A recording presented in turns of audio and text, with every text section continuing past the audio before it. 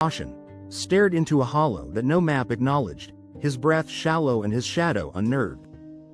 Before him lay a formation of stones blackened not by age but by something darker, something that the sun had abandoned long ago. For centuries, the tomb of Pharaoh Angkor was believed to be legend, a myth whispered among cursed scrolls and ignored by rational minds. But here it was, undeniable, its entrance revealed by a shifting dune that retreated like a curtain unveiling a forgotten stage of horror. Musa, the Bedouin guide with sand-worn eyes, refused to take a single step closer, clutching his prayer beads like a lifeline across a void. Layla, the team's linguist, recorded strange symbols etched into the rock, none matched any known dynasty, and some shimmered faintly, as if aware of her gaze. Tariq, the skeptic videographer, joked about ghosts and old stones, until his camera lens cracked without a touch, showing only static and the word. The desert heat faded as they descended, replaced by a heavy, unnatural chill, as though the earth mourned what it was about to release. The tomb's passage inhaled them like lungs breathing in new prey, and the light from the entrance dimmed faster than it should have. Their torches flickered, not with firelight but with shadows dancing in unnatural directions, some even defying the flame. As they moved deeper, the walls began whispering, at first wind-like, then forming fragmented chants that had no beginning or end. Symbols on the walls bled slowly, ink-like trails that dripped upward and vanished into cracks that pulsed like veins. A chamber opened up, larger than any temple they'd seen, with a ceiling so high it dissolved into endless black, yet they felt something above watching. In the center was a sarcophagus unlike any recorded in history, its material smooth like marble but dark as dried blood, and cold despite the absence of air. Around it, 8 stone statues knelt in prayer, each missing their faces, their hands positioned as if offering their throats to the sleeping king. Yasser couldn't help himself. He reached for the lid, ignoring Layla's pale protests and Musa's retreating footsteps. The stone moved not by force but by desire, as if it wanted to be opened, as if it had waited to be touched. Inside lay not a corpse, but fine black dust and bones of animals that had no names, twisted together in unnatural harmony. Beneath it all pulsed a living eye, one that blinked slowly, deliberately, and focused upward, on them. Layla screamed, not out of fear, but in a voice not her own, chanting syllables that made the torches explode into cold blue flames.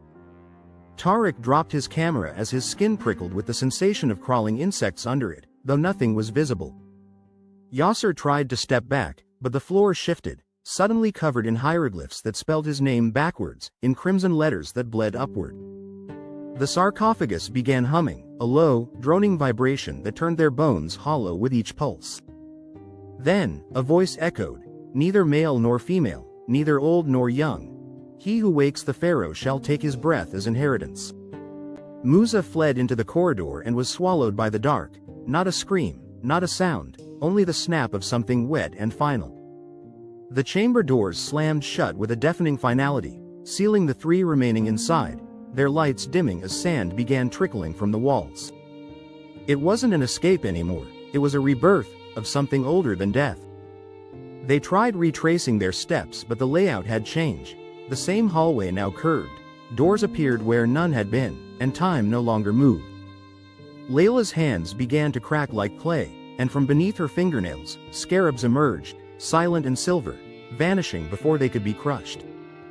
Tariq stared at his reflection in a broken lens and saw his face aging, years folding over seconds, until blood seeped from his eyes as he blinked away the illusion. In another chamber, they found murals depicting a city being devoured by a mouth made of pyramids, and children offered as candles to a giant eye. The torchlight illuminated a symbol that none had seen before, a new language etched after they arrived, spelling traitors. And as they stood frozen, the voice returned, closer, now behind them. You belong to the tomb now. But only one may leave. Keep watching, the next nightmare is closer than you think. The statues in the hallways had shifted position, now standing behind them instead of at the walls.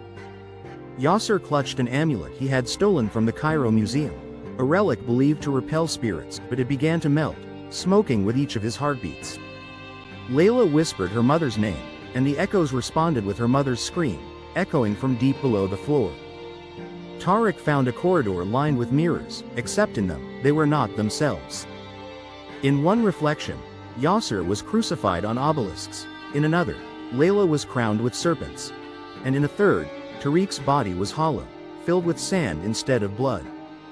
The mirrors broke one by one as they passed, releasing laughter that did not belong to anything human.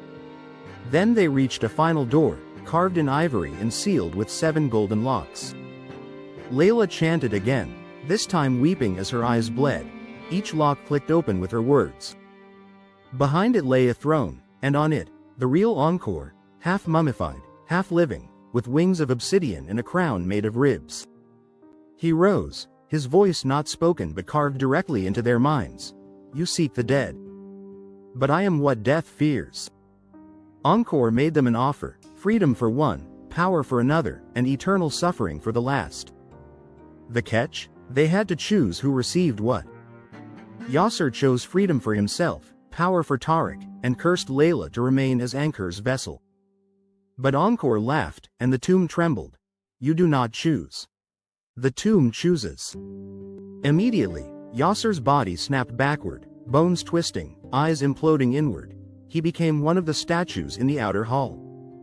Tarek received visions of cities he would one day rule, until he realized each was empty, abandoned, lifeless, his own kingdom of ghosts. Layla, meanwhile, opened her arms and the walls bowed to her. She smiled through broken teeth and whispered, the queen has returned. The sarcophagus opened again, not empty now, but filled with fresh eyes, blinking in unison. Outside, the sky over the desert turned black at noon. Locusts fell from the sun. Tarek stumbled out of the tomb days later, alone, dehydrated, with a single glyph burned into his forehead. He was found on the edge of a small village, speaking a forgotten language and crying blood.